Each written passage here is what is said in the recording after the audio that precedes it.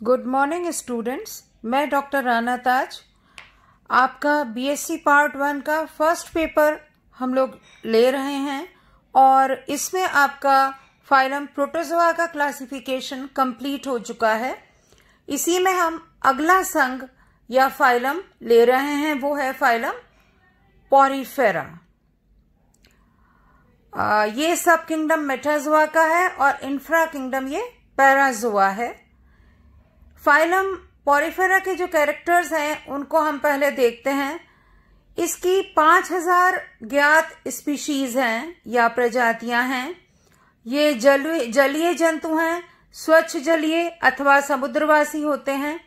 आम भाषा में इन्हें स्पंज कहते हैं। बहुकोशिकीय असममितीय शरीर होता है।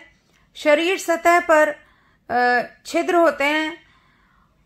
शारीरिक कोशिकाएं जो है वो विभेदित होती हैं। शरीर संगठन का स्तर कोशिकीय होता है।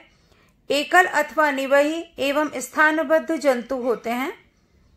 ये असममितीय और कुछ सदस्य इसके आर्य या रेडियल समिति दर्शाते हैं। पाचन जो है वो अंतर कोशिकीय होता है। द्विस्तरीय प्राणी होते हैं। बाहरी पिनेकोडर्म और आंतरिक कोएनोडर्म होती है। पिनेकोडर्म और कोएनोडर्म के मध्य जिलेटिन के समान दिखने वाली मीजोग्लिया पाई जाती है। शरीर पर अनेक छिद्र होते हैं जिन्हें ओस्टिया कहते हैं, जो शरीर में उपस्थित एक नाल तंत्र में कैनाल सिस्टम में खुलते हैं। ओस्टिया से जलधारा शरीर में प्रवेश करती है। कैनाल सिस्टम शरीर से होकर एक गुहा स्पॉन्जोसील में खुलता है, जो एक बड़े छिद्र ऑस्कुलम द्वारा शरीर के बाहर खुलती है। जलधारा ओस्टिया से शरीर में प्रवेश करती है तथा नाल तंत्र से गुजरती हुई स्पॉन्जोसील से होती हुई ऑस्कुलम से शरीर के बाहर निकल जाती है। इनमें कंकाल पाया जाता है, जो अंतः कंकाल या एंडोस्केलेटन होता है। एंडोस्केलेटन जो है वो कंटिकाओं या स्पीक्यूल्स अथवा स्पॉन्जिन तंतु, स्पॉन्जिन फाइबर्स या फिर दोनों का मिला हुआ होता है। स्पीक्यूल्स कैल्शियम कार्बोनेट या सिलिका या दोनों से मिलके बनते हैं। संघ पोरिफेरा के सदस्यों में पुनरुद्भवन की क्षमता, पावर ऑफ रीजनरेशन पाई जाती है। जनन अलैंगिक एवं लैंगिक दोनों ही प्रकार से होता है।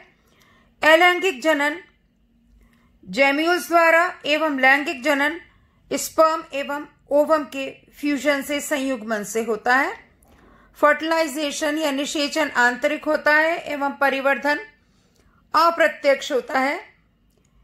परिवर्धन में एम्फीब्लास्टुला लार्वा या पेरेंकाइमुला लार्वा मिलता है। श्वसन, पोषण एवं उत्सर्जन जलधारा के द्वारा संपादित होते हैं। अब अगर हम देखें तो इन जंतुओं का वर्गीकरण हम एक लाइन डायग्राम के द्वारा देख रहे हैं। संघ, जैसा कि आपको दिख रहा है, संघ पोरिफेरा को उनके अंतःकंकाल के आधार पर 3 वर्गों में बांटा गया है। Class Calcarea, class Hexactinellida, class Demospongiae. Class Calcarea को 2 ऑर्डर्स में बांटा गया है, होमोसीला और हीट्रोसीला। क्लास हेक्स एक्टिनिलिडा को भी 2 ऑर्डर्स में बांटा गया है, हेक्सा स्टीरोफोरा और एम्फीडिस्कोफोरा। क्लास डेमोस्पॉन्जिया जो है इसको 3 उपवर्गों, सब क्लासेस में बांटा गया है।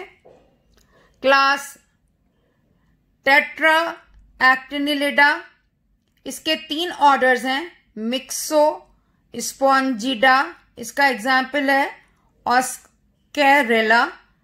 दूसरा सब क्लास है कैमोसा, इसका उदाहरण है प्लेकीना। फिर तीसरी सब क्लास है कॉरिस्टिडा, इसका उदाहरण है थीनिया। फिर है सब क्लास मोनेक्सोनिडा, इसके 4 ऑर्डर्स हैं। ऑर्डर हेड्रोमेरिडा, इसका उदाहरण है सीलोना हेलिकॉन्ड्रिडा, इसका उदाहरण है होलोकॉन्ड्रिया। फिर है पोसिलो सैलेड्रिडा, इसका उदाहरण है क्लैडोराइजा। और चौथा ऑर्डर है इसका हिप्लो स्केलेरिडा, इसका उदाहरण है स्पॉन्जिला। तीसरा सब क्लास जो है वो कीराटोसा है, उसका उदाहरण है यू स्पॉन्जिया।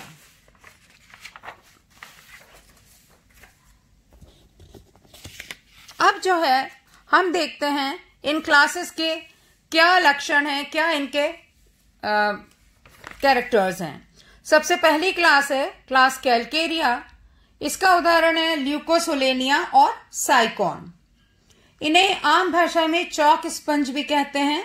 ये पैरासाइट्स होते हैं, रेडियल समिति दर्शाते हैं और गुलदान या फूलदान के समान इनका शरीर होता है। अंतःकंकाल कैलकेरियस स्पिक्यूल से बना होता है। कोएनोसाइट्स जो हैं वो समस्त स्पॉन्जसील को आस्तरित किए रहती हैं और फ्लैजेलेटेड चैम्बर्स बनाती हैं। समुद्रवासी एकल अथवा निवही होते हैं। नाल तंत्र साइकॉन प्रकार का होता है। दूसरी क्लास है हेक्सएक्टिनिलिडा, इनको आम भाषा में हम ग्लास स्पंज कहते हैं। शरीर जो है वो गुलदान के समान या बेलन आकार होता है।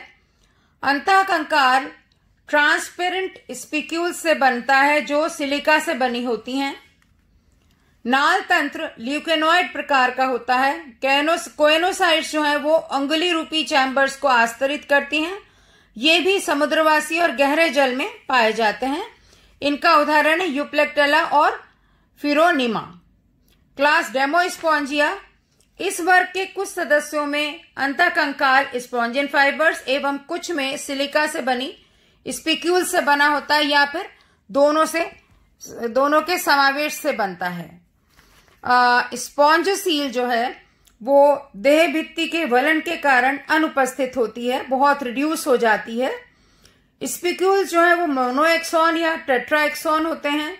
नाल तंत्र थोड़ा जटिल होता है, ल्यूकॉन टाइप का हो जाता है जो देह भित्ति के वलन के कारण जटिल हो जाता है। अधिकांश सदस्य समुद्रवासी, कुछ स्वच्छ जलीय होते हैं। इसका उदाहरण है यू स्पॉन्जिया, स्पॉन्जिला और बाथ स्पंज। Thank you.